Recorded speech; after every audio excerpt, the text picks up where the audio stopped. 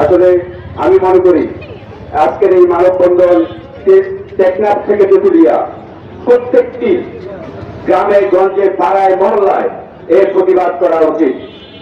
এই জন্য করা উচিত, আমি একজন ব্যবসায়ী কিংবা আমি একজন সমাজসেবক বলে বলছি না, আমি একজন পিতা হিসেবে বলছি যে আজকে যদি আমাদের সন্তানরা যদি এভাবে যদি দর্শিত হয়, এভাবে যদি তাদেরকে হত্যা করা হয়, তাহলে মনে করি যারা এই কর্মকাণ্ডগুলো পরিচালনা করে, যাদের মাধ্যমে এই কর্মকাণ্ডগুলো হয়, তাদেরকে মানুষ হিসাবে গণ্য করা যাবে না, তাদেরকে নরপিশাচ হিসাবে আখ্যায়িত করবো। আমি এই নরপিশাচদেরকে উদ্দেশ্য করে বলবো, আপনিও হয়তো একজন পিতা, আপনি হয়তো একজন ভাই, আপনিও একজন চাচা, তো আপনার মাধ্যমে কিভাবে এভাবে একটি কর্মকাণ্ড, এভাবে একটি হত্যাযোগ্য কিভাবে আপনার মাধ্যমে প্রতিষ্ঠিত হয়, এই কথা চিন্তা করতে হতো। রোডে আসলে আজকের যে রামিসা, এই রামিসার মতো আমারও মেয়ে আছে, আপনাদের তেঁতুলিয়াবাসীর অনেকেরই এরকম সন্তান রয়েছে। আমি প্রত্যেকটি মানুষকে আজকে একই কাতারে এখানে দাঁড়ানোর জন্য আহ্বান করতাম। আসলে আমাদের এই মানববন্ধনে অনেকে শ্রোতা হিসাবে দূর থেকে দেখতেছে, আসলে সবাই যদি এই মানববন্ধনটাতে আসতো তাহলে হয়তো আরো সুন্দর হতো। আমি বলবো, রামিসার মতো যারা বাংলাদেশে এভাবে নির্যাতিত হয়ে ধর্ষিত হয়ে হত্যা হয়েছে, আমি প্রত্যেকের জন্য বর্তমান সরকারের কাছ থেকে একটি সুন্দর বিচার আমি আশা করছি। শিশু খুন হয়ে যায়, মানুষ খুন হয়ে যায়, এই মানুষ কার হাতে খুন হয়? মানুষেরই হাতে খুন হয়। তখন লজ্জা ভরে বলতে হয়, মানুষ কি আর মানুষ আছে? মানুষের সংজ্ঞায় কি মানুষ থাকছে? এইভাবে চিন্তা করলে দেখতে হয় একের পর এক খুন হয়ে যাচ্ছে।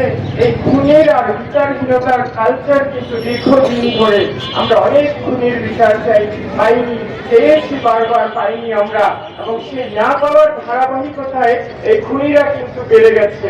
এবং আরেকটি কথা এসে যায় যে যখন তখন এইরকম অদ্ভুত কাণ্ড, এইরকম হত্যাযজ্ঞ ঘটছে এই যে চারিপাশে, এর সাথে কিন্তু মানুষের আরো অনেক কিছু দায় আছে। যে দায়গুলো নিয়ে মানুষের আগেই ভাবা উচিত ছিল, মানুষকে নিয়ে সেমিনার করা উচিত ছিল, মানুষের ভাবার উচিত ছিল একটি সমাজকে পিছনে রেখে অন্যরা এগিয়ে যেতে পারে না, সবাইকে নিয়ে এগোতে হবে, সবাইকে শিক্ষিত হতে হবে, সবাইকে কাউন্সিলিং এ আনতে হবে। এই বিষয়গুলো অনেক আগেই ভাববার ছিল, কিন্তু ভাবা হয়নি। তো নতুন সরকারের কাছে আমাদের আশা যে আমরা আবার আশা করি যে আমরা বিচার পাবো। আজকে অত্যন্ত দুঃখের সাথে বলতে হয় যে আমাদের মানসিকতা আসলে কোথায় দাঁড়িয়েছে। আমরা পুরুষ, আপনারা পুরুষ লজ্জ, এত ছোট একটা শিশুকে কিভাবে এরকম করে আমি একজন, আমার সন্তান আছে, আমার সন্তানের কথা নিরাপদ বলেন, আমার সন্তান তো বাইরে যায় না, আমার সন্তান তো বাসায় ভেতরে ছিল, সে কেবল 8 বছর বয়স, তার শরীরে আমি ছোট সেভাবে বুঝে গেছি। কিভাবে আপনারা পুরুষ, কিভাবে এত অমানুষ, এত শিশু, কিভাবে আপনাদের মানসিকতা, ওই ছোট্ট শিশুর প্রতি কেন এত লালসা বলেন তো?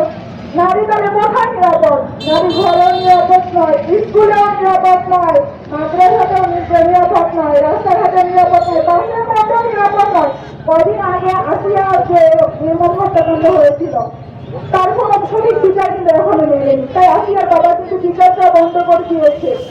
তো এই যে রামিসা, এত সুন্দর ফুলের মতো পবিত্র একটা শিশু, এই শিশুটাকে এমন ভাবে দর্শন করে আবার তাকে এমন নির্মম ভাবে হত্যা করে ফেলেছে।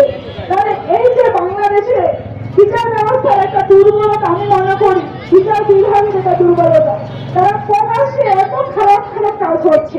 মানে এখানে আদালতে গিয়ে অপরাধী নিজে স্বীকার করে যে আমি হত্যা করেছি, আমি দর্শন করেছি, ওখানে আর কি তদন্ত লাগে বলে?